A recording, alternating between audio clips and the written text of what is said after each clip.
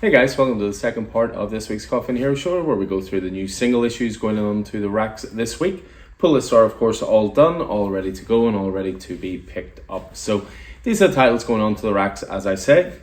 Kicking things off DC wise, it's unsurprising there's quite a lot of Batman stuff this week. We're heading this Saturday towards Batman Day, which is going to be basically a celebration of all things Dark Knight.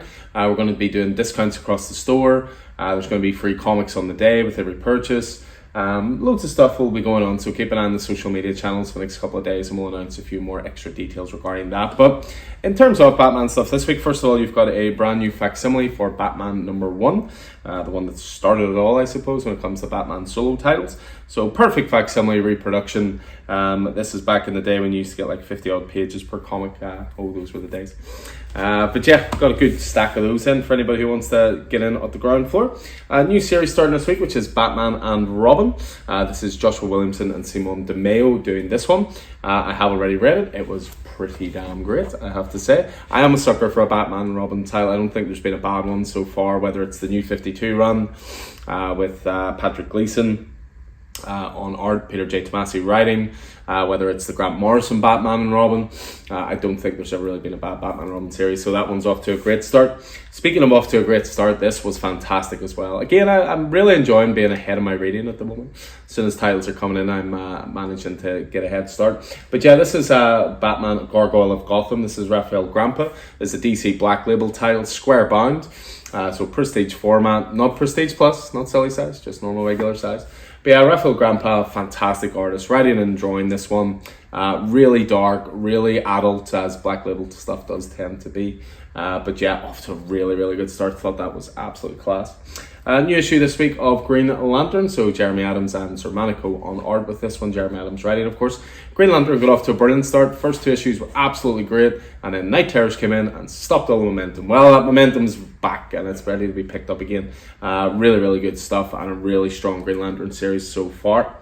Next up is issue 6 of 10 of Superman Lost. Christopher Priest on this one, Carlos Paglian on art. First 5 issues were great. I would imagine the first 5 will probably come out as a trade because DC can't just release a 10-issue trade at the end. You'll probably have 2 individual trades and then maybe a hardcover at the end, we'll see. But really, really good stuff, the start of the second half of Superman Lost. And then we finish off DC with World's Finest Teen Titans. So we're continuing on here with Mark Waid, Emanuela Lupacchino on art, and gorgeous Chris Samney covers as well. That in itself is a selling point. Moving on to Marvel, good chunk of titles this week, so kicking things off with Alligator Loki. This is Alyssa Wong working on this one. This is a mostly silent comic. It's definitely aimed at younger readers, but it is a lot of fun. There's a lot of Marvel deep cuts in there as well.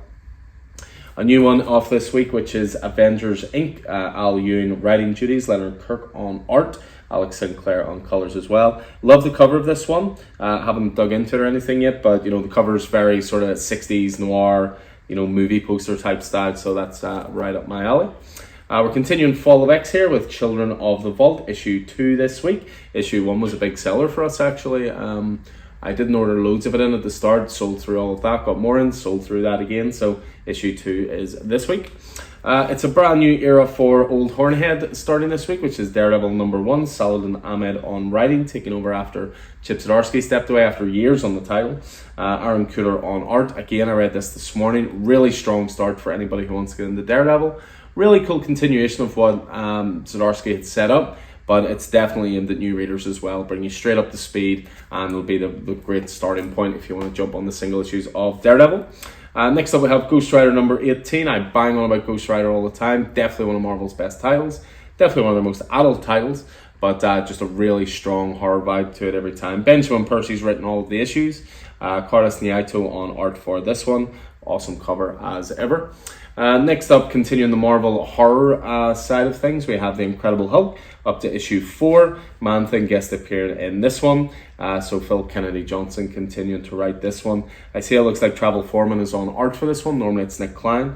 Nick Klein has done the cover there as well. So Incredible Hulk's been great so far. Very much in the vein of Immortal Hulk.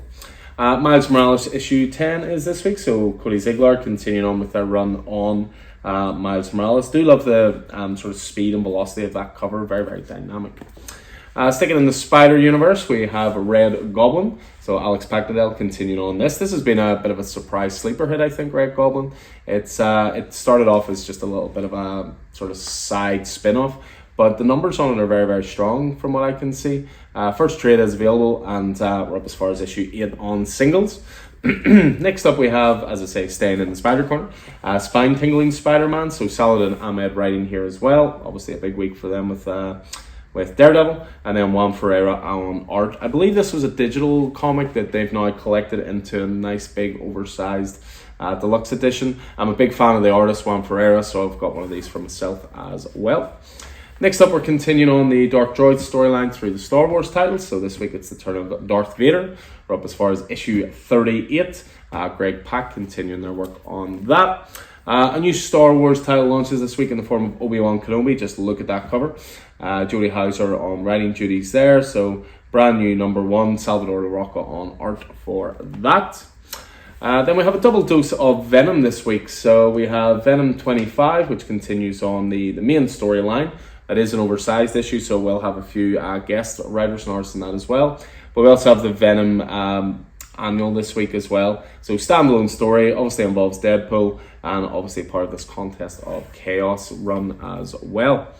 So we move away from there and on to the indie side of things. So first of all, we've got Creepshow back for a volume 2. Volume 1 was again well received, sold very well in store. And this one has the biggest of big horror names straight away. Garth Ennis writing a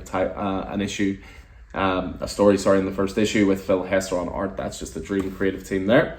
A double dose of Sonic this week as well. This is becoming a thing. So you've got Sonic the Hedgehog number 64, but you've also got a one-shot, which is issue 900, essentially the 900th adventure of Sonic as well. A new Star Trek title this week, which is Star Trek Picard's Academy. So brand new #1 there for all of you Trekkies. We have Walking Dead this week, as far as issue 70 on the Walking Dead Deluxe. Again, I read this morning. Walking Dead Deluxe always goes towards the top of my pile anytime I want to jump on my pull list that week. So that's it for in terms of single issues. Just got some variants in this week as well, some cool stuff. So obviously with Daredevil being #1 with a decent rake of variants here. So kicking things off with Frank Miller, one of the greatest Daredevil storytellers of all time, doing a variant there. We have the artist Ishikura doing a Daredevil variant as well. Pretty stellar stuff. And then I'll just flick to the bottom because there's also a shiny Daredevil variant, which is done by Alex Lozano as well. Absolute beaut, that one. And then, of course, with it being Batman week or Batman Day this coming weekend, also got some nice Batman variants in as well. So Batman Gargoyle of Gotham, we've got 2 different variants in for. First of all, we've got Jim Lee on variant duties here with the different colors for a change. I think it's Mateus Lopez on colors.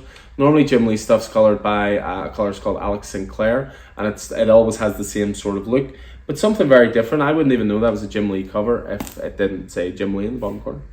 But you want to talk cover of the week, look at this. Batman Gargoyle of Gotham one as well. This is Frank Miller drawing Batman and Jock doing the colors. I mean, that is a dream team right there. This is the one I went for, as well as cover A, of course.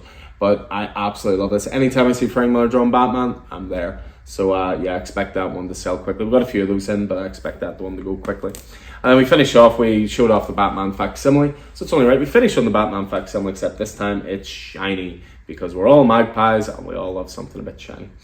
So that's the facsimile of Batman, but the foil variant for that as well. So yeah, that is the single issues in this week. That's what's going on the racks this coming Wednesday, New Comic Book Day. Again, all the pull lists are done, all up to date. It was actually quite a painless delivery from Diamond this week. Only a couple of single issues missing. But we are apparently due a box by the end of this week, as we're still waiting on some stuff that didn't arrive last week. So fingers crossed that arrives. But anyway, as ever, I hope this proved useful, getting you guys caught up to date with the weekly releases in the world of comics. So hope you're staying safe out there. I'll look forward to seeing you in store soon. Take it easy.